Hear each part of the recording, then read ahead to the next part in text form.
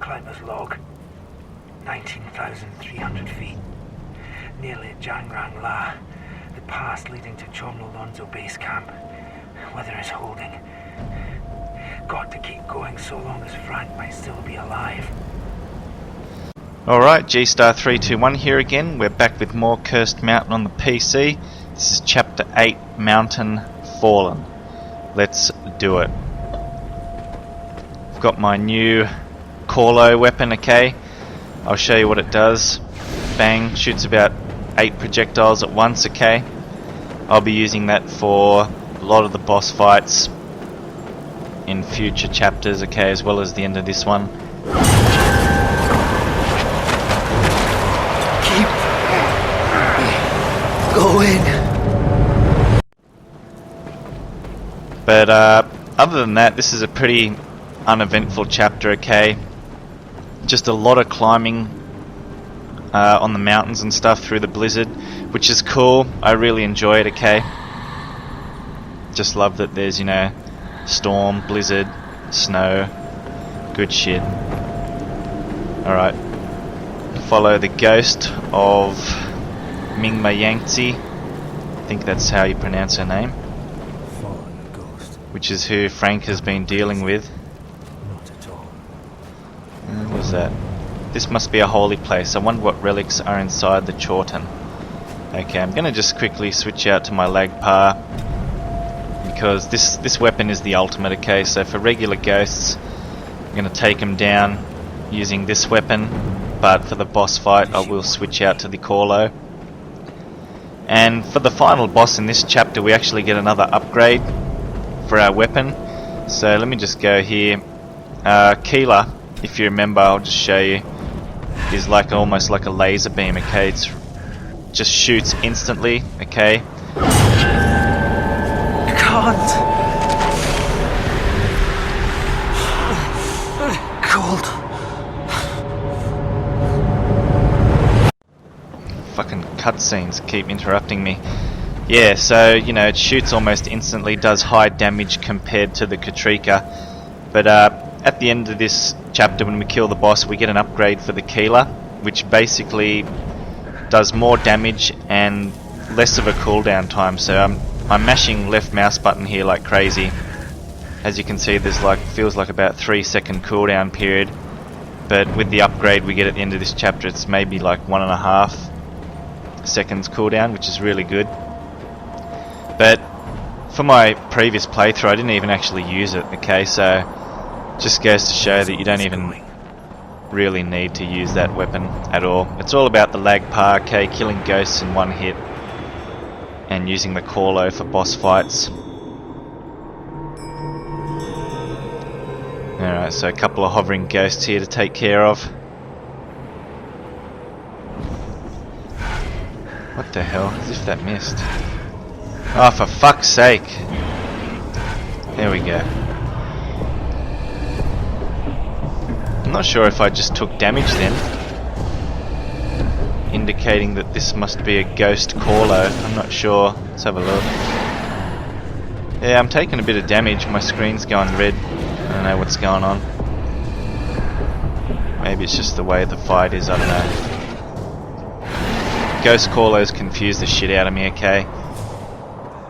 Like I mentioned in the previous chapter, basically when you've got a Ghost Corlo, there's ghosts to fight, and usually, for example, on these rocks here, I'm just you know, putting an example here, there'd be signs that you can perform rituals on, and basically if you perform the rituals on both the rocks, that would be the end of the Ghost Corlo, okay? You won't need to take care of the ghosts. But all the Ghost Corlos, so to speak, now just involve taking care of the ghosts, regardless of whether you go ahead and perform the rituals on the rocks. So it's just, I don't know, it's just the game being fucking vague again, whatever. Unhappy clients, a paying customer is annoyed at Bennett. Okay. Fuck, I don't have many expedition notes. I had to get away from base camp. Everyone there is going crazy. Some say they are seeing ghosts, others disappear at night and never come back. Only 2 climbers have actually received permission to continue up. The rest of us are being ignored, even though we're paying customers. Rumours are everywhere. Bennett hasn't shown up for a week. Enough is enough. I'm going down to Lando to find Bennett and sort him out. This nonsense has got to stop. Okay. So I assume we'll get more expedition notes in this chapter and the coming one. Because, well, not in this chapter, but the next one, I believe, we actually make our way to the base camp, which is a really cool setting. I enjoy exploring through that area. Sort of reminds me of other survival horror games. I can't really put a finger on it, but just a combination of, you know, games and even the movie The Thing. I don't know, it just reminds me of that because it's snow, sort of like a camp in the middle of nowhere. There's a blizzard, creepy shit.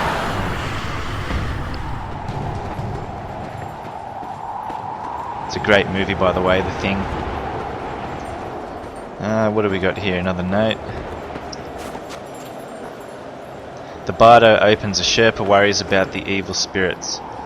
Okay. The path over the Jangrang La becomes more difficult each day. Evil spirits haunt the path. The Chortons and Mana Stones no longer protect us. Where do these ghosts come from? It feels as if the Bardo has opened up and is spitting out ghosts and demons. Shit. Okay.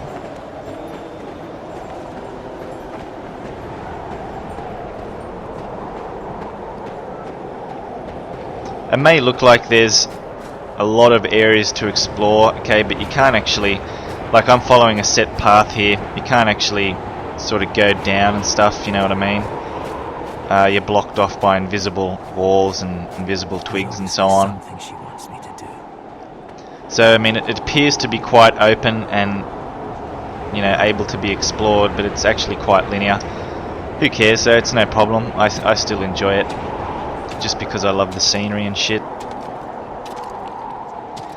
Now, this pisses me off about the game a little bit, okay? I'm climbing down here, so I'm just holding down, but if I go up and hold shift, you'll notice that he climbs fast, okay? You can't actually hold shift while you're climbing down, so you just have to fucking watch him slowly make his way down, okay? Holding shift does nothing, it doesn't speed up the process. So, you know, that's a little bit fucking annoying, but there isn't too many sections in the game like this, you know, so it doesn't really hamper the enjoyment overall. I'm just nitpicking, okay? Yeah, so there you go. Come, oh, fucking hell. Stuck on a twig. Let's go.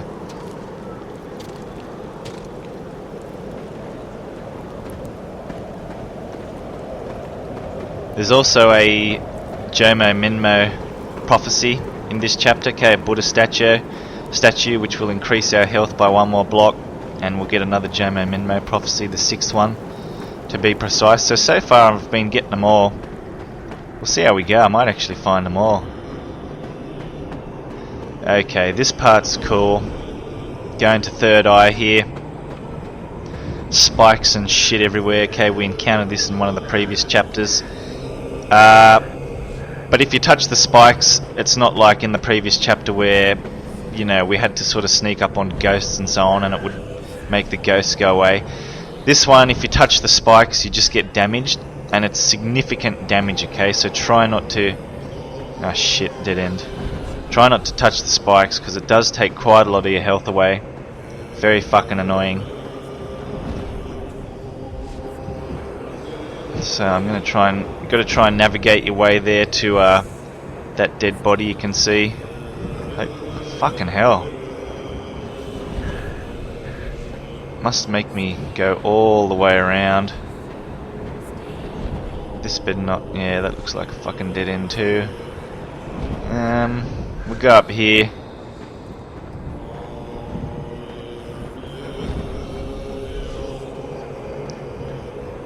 It's not a dead end, is it? Yeah, no, it's sweet. Okay, this is the right way, yep.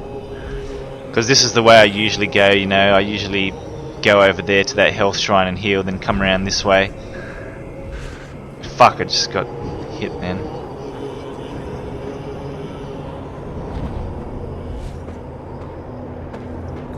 Okay, this should be it. Can run now. Grab that shit. Mingma's amulet. So that's the dead body there of Mingma Yangtze. A beautiful amulet meant to ward off evil, but it didn't keep her from getting killed. Okay.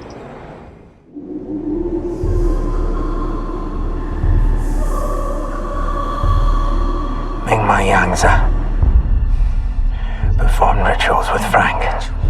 Sexual. You're beautiful. Take amulet to her lover, not Frank. Paul Ward.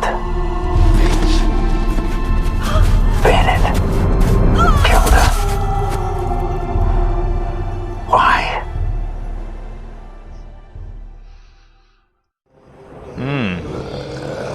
Okay, so now we've got a ghost fight. 3 of these hovering ghosts. The spikes disappear, so you know it allows you to run around and shit. Once again, it appears to be a ghost Corlo. I'm taking damage, so I just use the leg par to fuck them off straight away. Okay. Oh, there's a fucking shit. I forgot about that.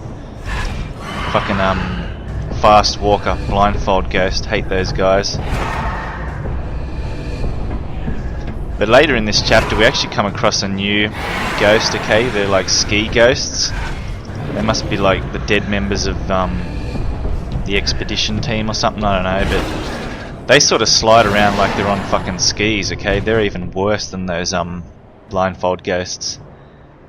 But still not too bad, okay? We've got the Lagpar, 1-hit kill weapon. Alright, so let's go up. There's nothing else around, okay? There's no need to explore. Mingma Yangtze, the one who performed rituals with Frank. What the hell happened? Shit, she got fucked up. Okay, let's follow her spirit.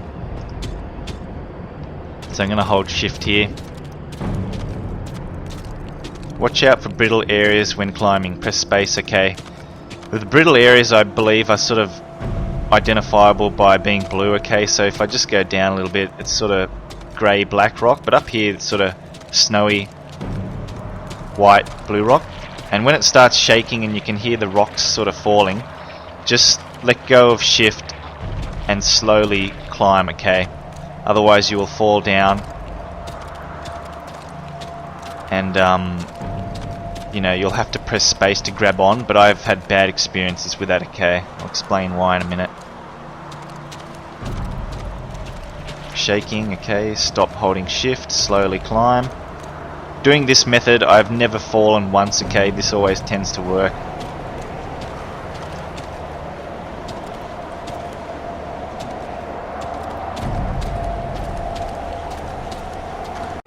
Okay, sweet. So, made to the top. Now, as I was saying, This wind is going to blow me right off the mountain. oh shit, the wind as well. Fuck, okay. So, as you can see, I'm taking damage from the wind, alright? So get behind a rock. So basically we've got to progress forward there. And when you get behind a rock, I'll just show you quickly here what happens. Alright, so the wind, you can tell when the wind's coming when the screen goes like that, okay? You get a blue outline. But hiding behind the rock, you don't take any damage. Now before I continue, I just wanted to say, in terms of climbing up, okay, just do it the way I did it, because if you just keep holding shift, especially when you're climbing along up those brittle areas, okay, the blue rock, blue snowy rock as opposed to the normal grey black rock, you'll fall down. And I mean, you can press space to sort of stop falling, but for me that never works, okay? So I always end up falling to my death. Very, very fucking annoying, okay? Even if I'm only starting to climb like 3 meters up and I fall, you still fall to your death, okay? So it's just climb the way I did and you'll have no problem, alright? So let's progress up here.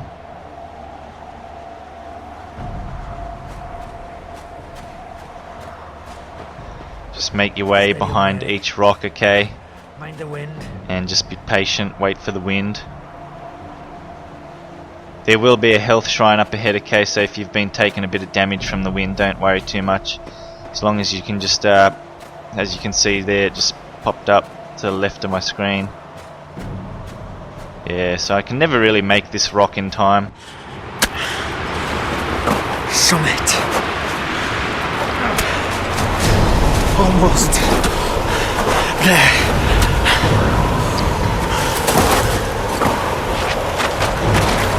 Keep going. Can't. Cold.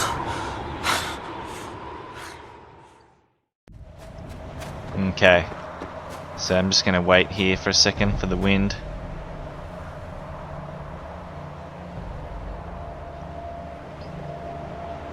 I'm not going to heal, okay. Even though there is a boss fight, I never take damage, okay. Very, very easy boss fight, as long as you know what to do. And I will be using the Corlo against it. It's sort of that vulture creature, again, but sort of more upgraded, sort of a different one. You can stand here, you'll avoid the wind as well, which is good. I'm not going to heal though. Alright, make it to that one. Don't hide behind that small rock to the right, you'll get hit. Just stay behind the big one, okay? Learnt that the hard way.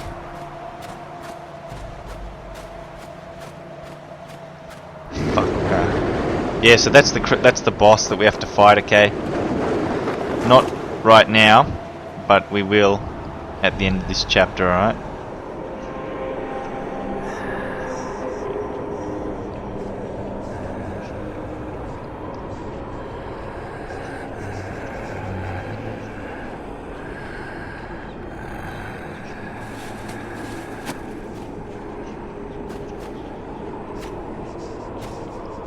So something's happened, we've sort of just went unconscious or some shit.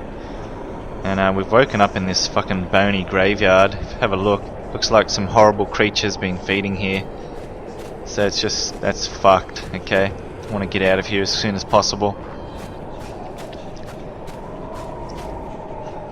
Gnawed bones and body parts. This is very bad. Very bad. That's correct, it is. So let's get out of here.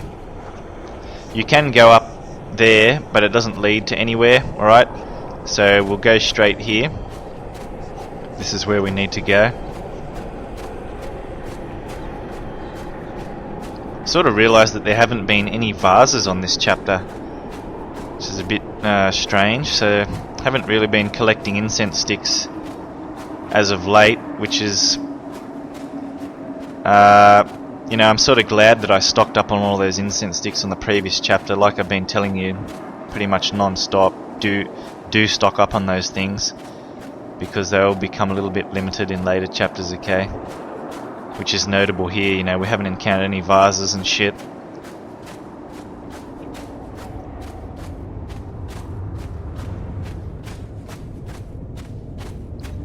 Okay, some fucking dead bodies here. Another dead climber, murdered with an ice axe. Who would do that? That's pretty fucked up, look at that. Shit. Alright, so we'll climb up the rock here. Once again, hold shift on the normal rock. When you hear the sound, hasn't made a sound yet, but you can tell when the rock, it sounds like rocks are falling, so yeah, like that, okay? Just let go of shift and slowly climb up, okay? You'll never fall down, trust me.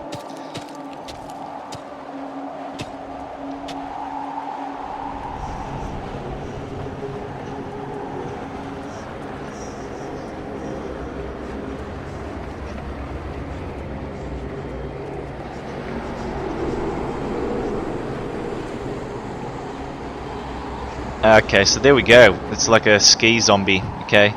Mountain climber zombies wearing like a ski mask and shit. Ski jacket, ski clothes. And he sort of just, he literally just fucking skis all around the place, okay? But shouldn't be too bad. Yeah, see, he's sort of... Fuck. So they're quite fast, alright? That's bullshit. Let's fuck him off. There's another one to my right, but after I perform this ritual he should stagger, giving me a bit of breathing room. Oh, it's just a shitty one anyway, who cares? Slow one. Fuck off. Okay, that should be it. Alright. Don't worry about health at this stage, okay? Just look over there, you can see the Buddha statue. That thing will heal us. Another reason why I didn't use the health shrine previously. Let's take this note here. Heading back down. 2 climbers leave base camp for Lando. Okay. Expedition notes. We had to do something. Bennett left the base camp a week ago. Everyone had started going crazy, and then it grew worse. The weather turned bad. Going up was impossible. Simon and I started down, but the blizzard forced us to take shelter. We put up tents, and then these ghosts came out of the snow. Simon chased after them with my ice axe. He disappeared into the storm. I wish he'd come back. I wish I had my axe. So that may have been those dead bodies we encountered just before. Not sure.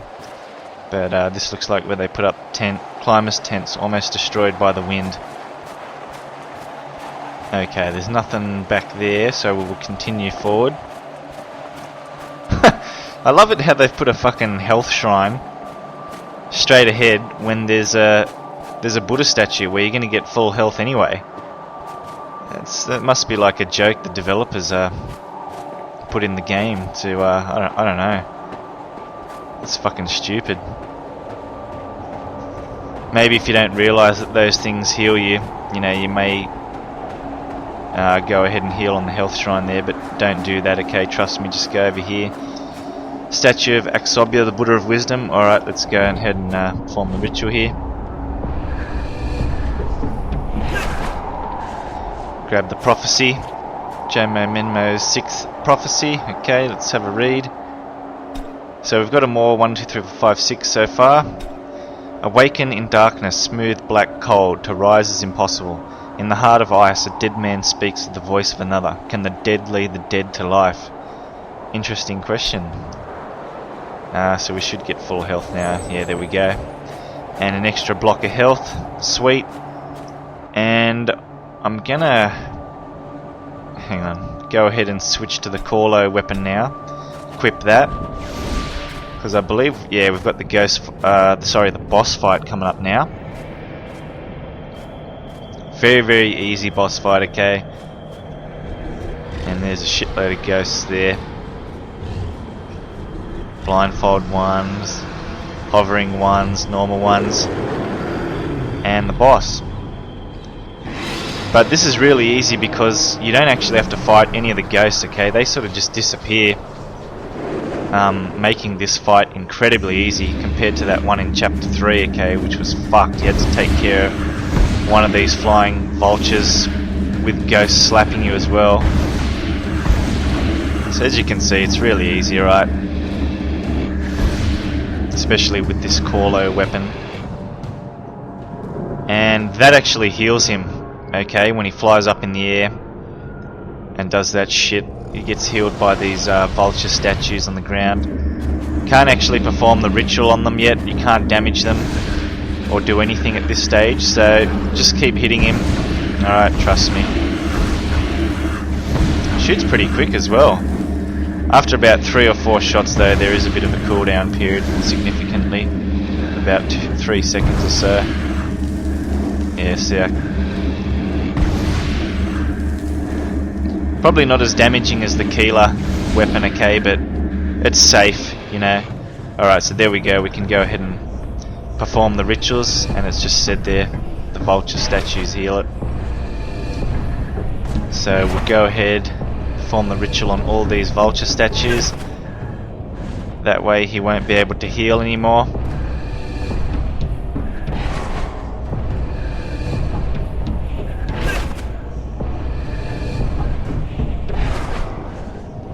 Okay, another one.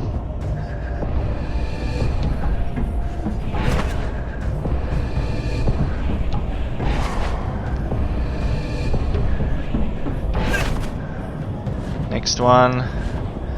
There might be one more after this, I'm not sure. Can't remember. 5 or 6 of them. Not sure how many I've done now. I think this is the 4th. Okay, that should be it. This should be the last one.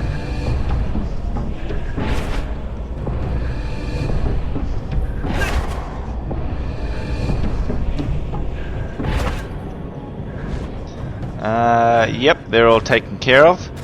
So, I mean, he's still up there doing whatever, but he'll come back down in a sec. Yeah, okay. So now we can just go ahead and fuck him up by doing this, alright? He won't be able to heal, and he will die.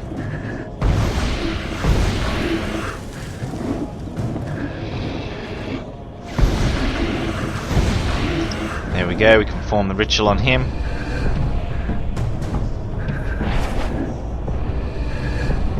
The fuck? Same one. 2 M's in a row.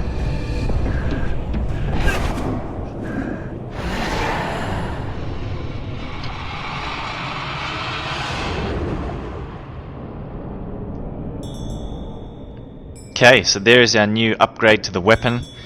Basically just an upgraded version of the Keeler. Okay. Which I didn't really use at all on my previous playthrough, but you know, I may give it a try for the future chapters. Keeler Empowerment of Panjarantha. Empowerment that transformed the Keeler into a powerful tool for nailing down spirits and demons. Alright, let's hit space to end the chapter.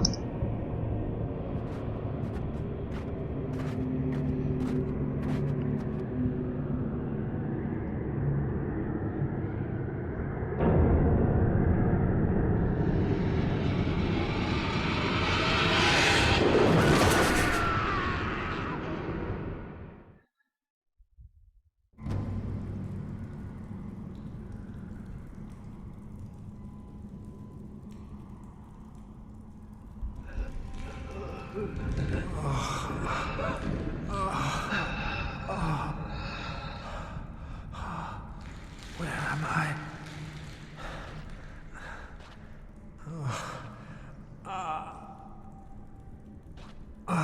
Long fall.